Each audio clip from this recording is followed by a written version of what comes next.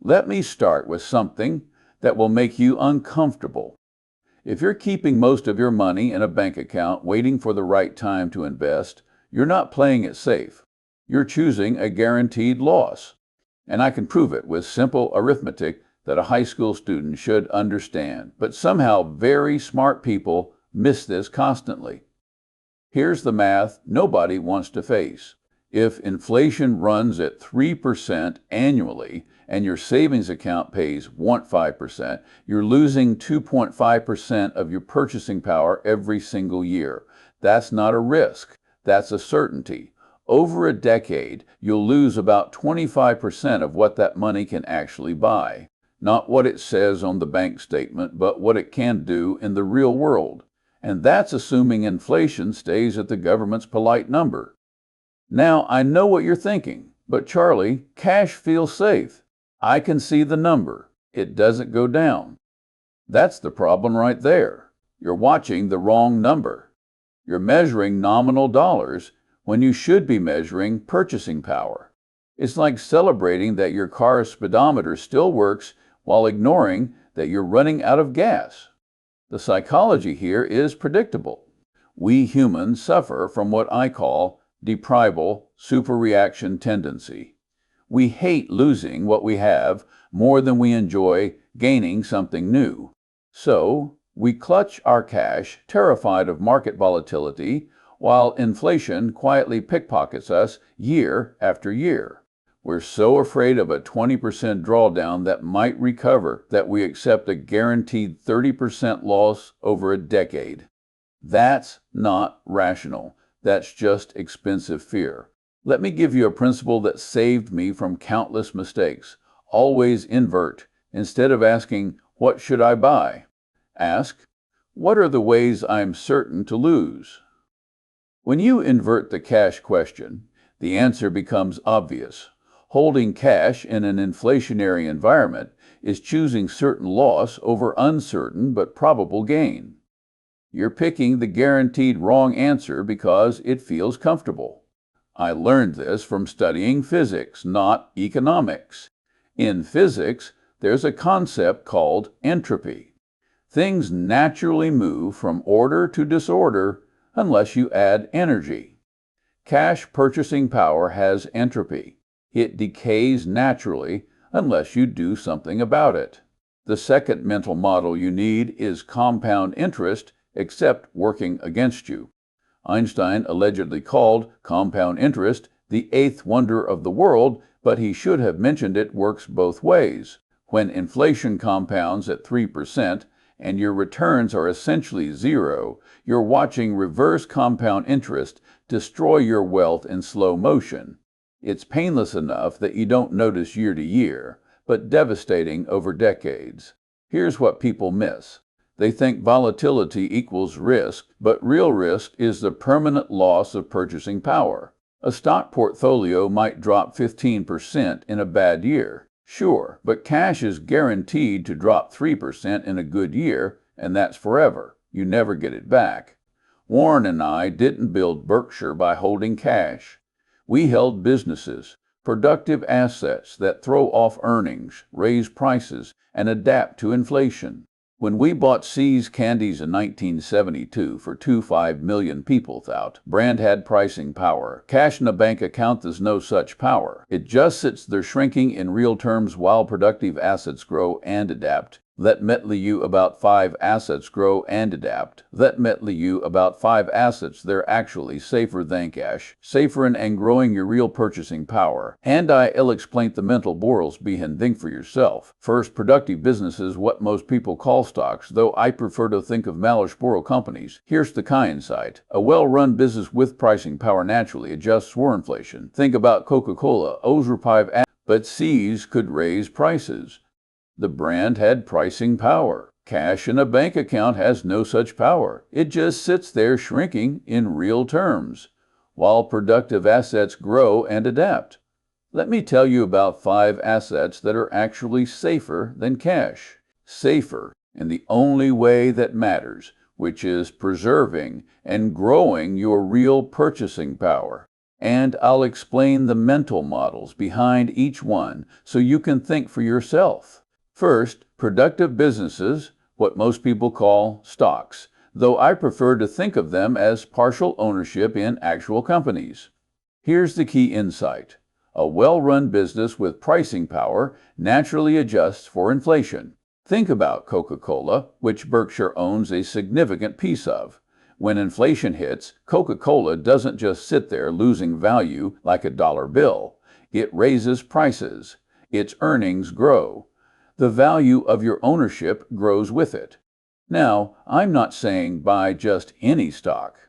Most stocks are overpriced most of the time, and most investors are their own worst enemies. But owning pieces of great businesses, companies with strong brands, low capital requirements, and pricing power is fundamentally different from holding cash. The math is straightforward.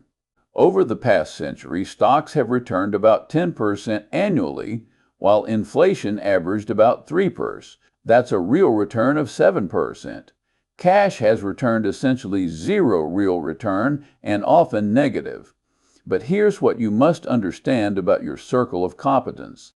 If you don't understand businesses, if you can't read a financial statement, if you panic and sell during downturns, then stocks aren't safer for you.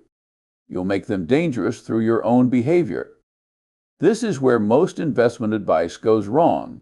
People give universal prescriptions without accounting for the biggest variable, your own psychology and knowledge. Know what you know, and more importantly, know what you don't know. The second asset is productive real estate.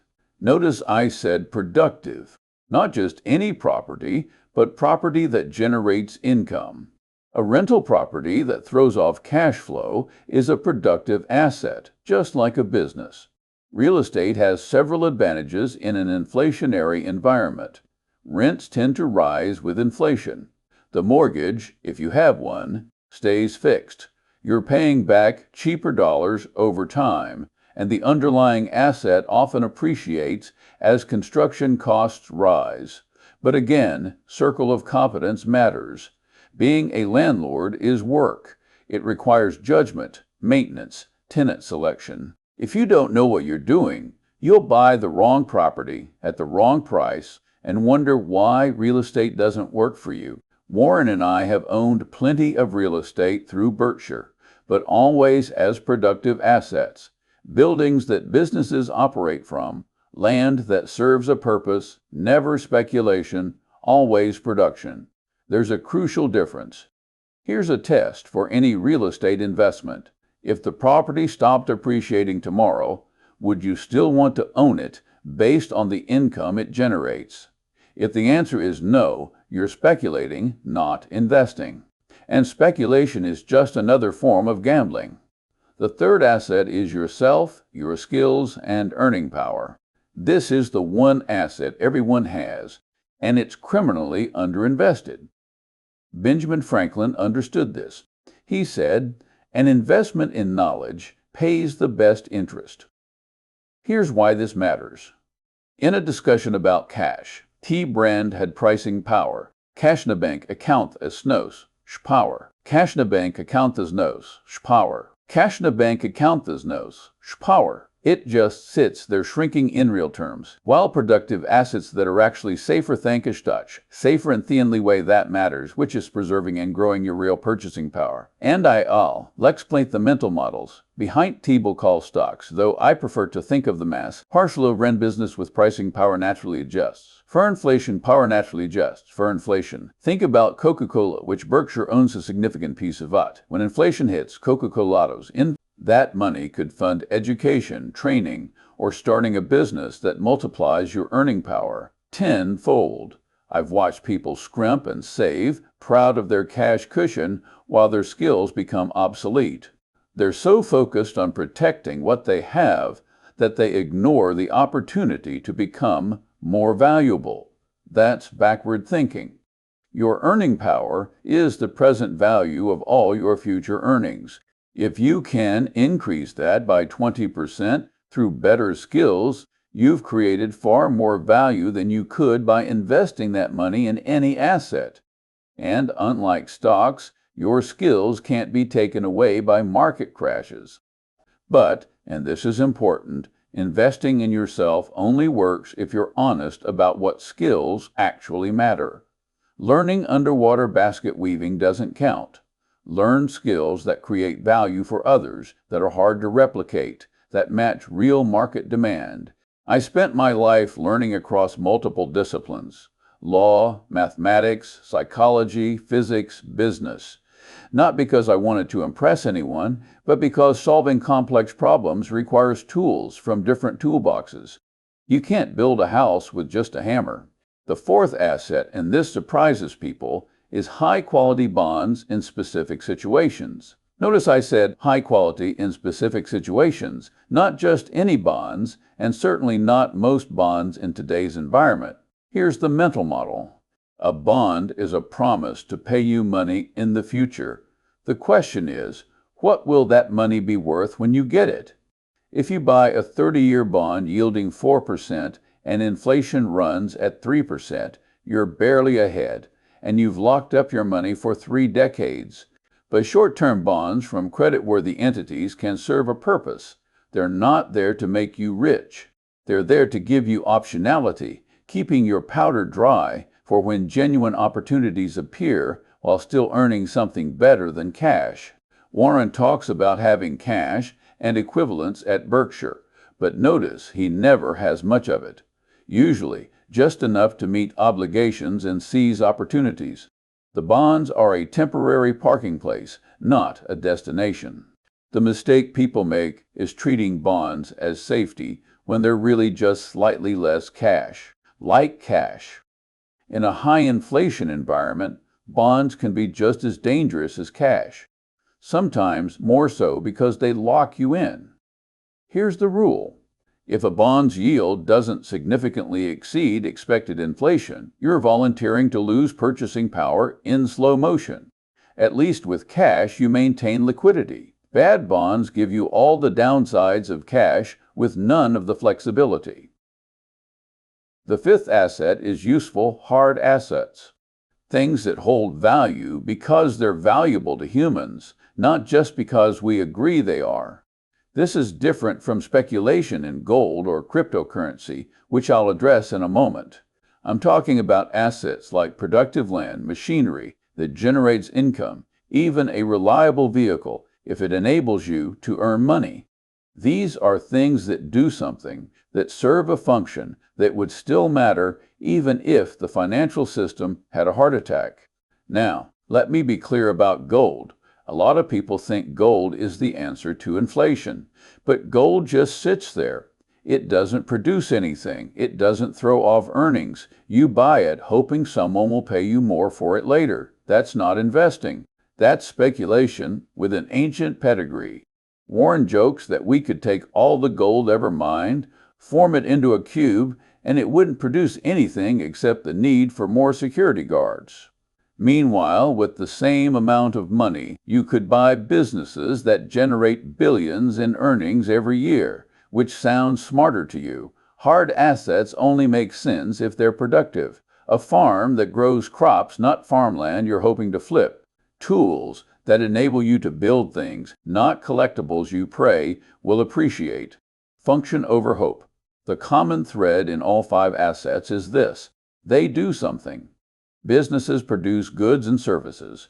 Real estate houses people. Skills enable you to create value. Even bonds, when chosen wisely, provide optionality. They're active, not passive. Cash is passive. It just sits there slowly rotting in real terms, waiting for you to do something with it.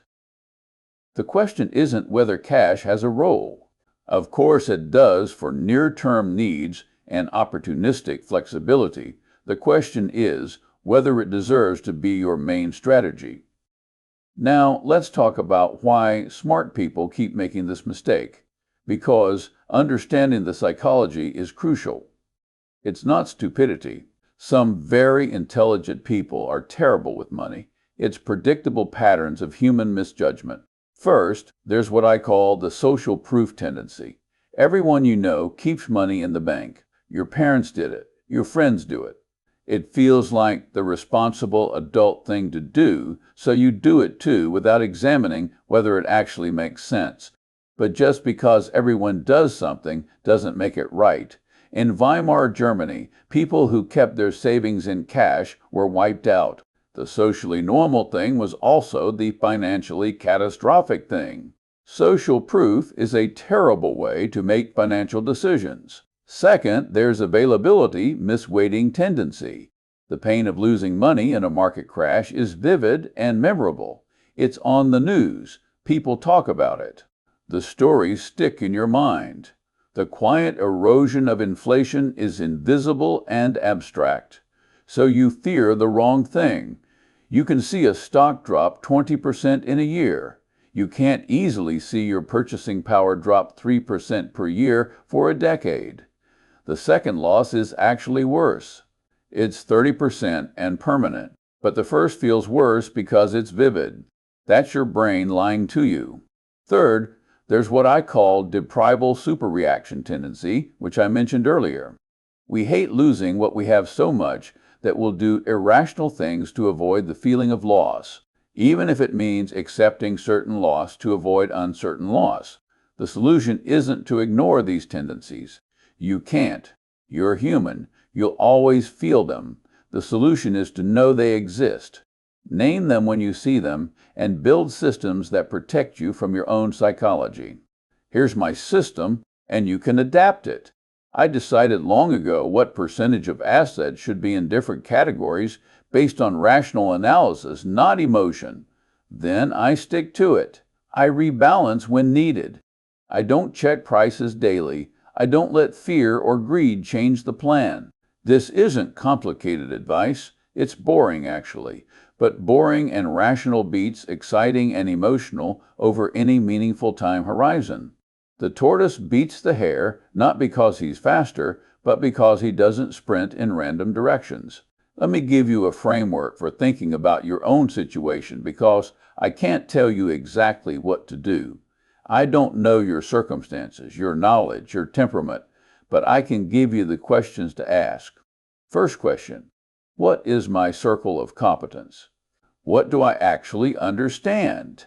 If you understand businesses, maybe you hold mostly stocks. If you understand real estate, maybe that's your focus. If you don't understand either, maybe you focus on low-cost index funds and developing your skills. Second question, what is my true risk? Not the volatility I see on a screen, but the chance I won't have enough purchasing power to live the life I want. For most people, the true risk is inflation destroying their savings, not a temporary market decline. Third question, what is my time horizon? If you need the money in 6 months, fine, keep it in cash. You have no choice. But if you don't need it for 10 years, why would you choose an asset guaranteed to lose value over that period? Fourth question, what are the second-order consequences? This is where most people stop thinking too early. They think cash is safe and stop there. But the second-order consequence is safe cash leads to poor retirement, reduced options, working longer than you want. Fifth question, what does inversion tell me? If I hold mostly cash for the next 20 years, what's the likely outcome? Can I accept that outcome? If not, what changes should I make today? These aren't rhetorical questions. Actually, write down your answers. You'll be shocked how much clarity you get from just thinking on paper. Most people never do this. They just react emotionally and hope for the best. Now, here's something that makes people uncomfortable, but it needs to be said. The reason most people stay poor isn't lack of opportunity, it's lack of rationality. They make emotional decisions, follow crowds, avoid the math, and wonder why their financial life doesn't improve. You cannot think yourself rich through positive thinking or affirmations or any of that nonsense. But you can think yourself not poor by avoiding stupid mistakes, by understanding the power of compound interest, by not volunteering to lose purchasing power. Warren and I aren't rich because we're geniuses. We're rich because we're rational, patient, and we don't do stupid things. We don't panic sell. We don't chase hot trends. We don't confuse activity with accomplishment. We just try to not be idiots consistently over many decades. The power of this approach is that it's accessible to anyone. You don't need a high IQ. You don't need insider information. You don't need luck. You just need to be rational, honest with yourself, and patient. That's it. Those three things beat brilliance nearly every time. Here's a concrete example from our own experience. In the late 1990s, everyone was making money in tech stocks. The dot-com bubble was in full swing. People called us dinosaurs for not participating. They laughed at us for holding boring businesses like See's Candies and insurance companies. Then the bubble popped. People lost fortunes. But we didn't because we weren't playing that game. We stuck to what we understood, bought at sensible prices, and let everyone else chase the excitement. Being rational and patient looked stupid, right until it looked brilliant. The same pattern has repeated countless times. People get excited, chase returns, panic when things turn, and lose money. Meanwhile, the rational approach, buying productive assets at sensible prices and holding them, just works. It's not exciting, but it works. Now, let me address the elephant in the room. What about emergencies? Don't you need cash for emergencies? Of course you do. I'm not suggesting you put every dollar into stocks and pray nothing goes wrong. That would be stupid. The rule of thumb is simple. Keep 3 to 6 months of expenses in cash or near cash equivalents. That's your emergency fund. That's your sleep well at night money. That's your the car broke down and the roof is leaking money. Keep it liquid. Keep it safe. Don't invest it. But, and this is crucial, 3 to 6 months of expenses isn't 3 to 6 years of income. If you make $100,000 a year and spend $100,000 a year, and spend $100,000 a year and spend $60,000, your emergency fund should be $15,000 to $1,000 to $15,000 to $30,000, not $30,000. Math matters. I see people with $30,000. Math matters. I see people with 300,000. Math matters. I see people with 200,000 sitting in a savings account for emergencies when they spend 40,000 a year. That's no emergency planning. That's financial malpractice. You've got 5 years of expense sitting idle, losing $30,000 a year. That's not emergency planning. That's financial malpractice. You've got 5 years of expenses sitting idle, losing 3% purchasing power annually when you only need 6 months. The rest of that money should be working for you in productive assets, in businesses that grow, in skills that increase your earning power, in anything that preserves and grows real purchasing power. That's not risky. That's responsible. Here's another uncomfortable truth. The financial industry often gives you terrible advice because their incentives don't align with yours. They make money from activity, from fees, from you being scared and needing their help. They don't make money from you being rational and patient. So, they sell you complicated products. They tell you that you need an advisor to navigate complex markets. They imply that doing nothing, just holding great businesses for decades, is somehow irresponsible. It's nonsense, but profitable nonsense for them. The incentive to give bad advice is huge. If an advisor tells you to buy an index fund and hold it for 30 years, you don't need them anymore. But if they tell you the market is complicated and dangerous and you need active management, well, now you're paying fees every year forever. I'm not saying all financial advisors are bad, some are excellent, but you need to understand what incentives are at play. Are they paid by the hour for advice, or do they earn commissions on what they sell you? That difference matters enormously. The best financial advice I can give you is free. Spend less than you earn. Invest the difference in productive assets you understand. Be patient. Don't do stupid things. That's it. Everything else is details and optimization around those core principles. But people don't want to hear that. They want a secret. They want the one weird trick. They want to believe there's a complex strategy that will make them rich without discipline or patience. There isn't. I'm sorry, but there just isn't. The secret that's not actually secret is that time and rationality beat cleverness and activity. The person who buys great businesses at fair prices and holds them for 40 years will beat the person who trades constantly, chases trends, and pays fees to active managers. History proves this repeatedly. Let me give you one more mental model that ties this all together. Opportunity cost. Every dollar you keep in cash earning 0.5% is a dollar not earning 7% or 10% in productive assets. That difference compounds over time into massive amounts of foregone wealth. If you keep 40,000 AIR-DAT, that makes no emergency planning. That makes financial malpractice. You got 5 years of Expensesiting Geidel, losing 3,100,000 in cash for 30 years at no point 16,000 in nominal terms. Butte adjusted for 3,116,000 in nominal terms. But adjusted for 3% inflation, that's worth only about 11,16,000 in nominal terms. Butte adjusted for 348,000 in today's purchasing power. You've lost more than half your real wealth by playing it safe. If you'd invested that same 100,000 in a simple S&P 500 index fund averaging 10% returns, you'd have about 1.7 million in 30 years. Even after adjusting for inflation, that's about 700,000 in today's purchasing power. The difference between cash and investing is the difference between poverty and comfort in retirement. I'm not making this up. This isn't speculation. This is what the historical data shows over and over again.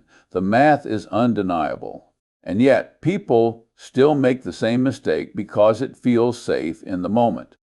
This is what I mean by avoiding stupidity. You don't need to be a genius to see that losing 50% of your purchasing power is worse than risking temporary volatility. You just need to actually look at the numbers instead of making decisions based on feelings. Now, I know some of you are thinking, but Charlie, what if I invest right before a crash? What if I buy stocks and they drop 40% next year? That's a legitimate concern. Let me address it directly. First, if you invest a lump sum and the market crashes immediately, yes, that's painful.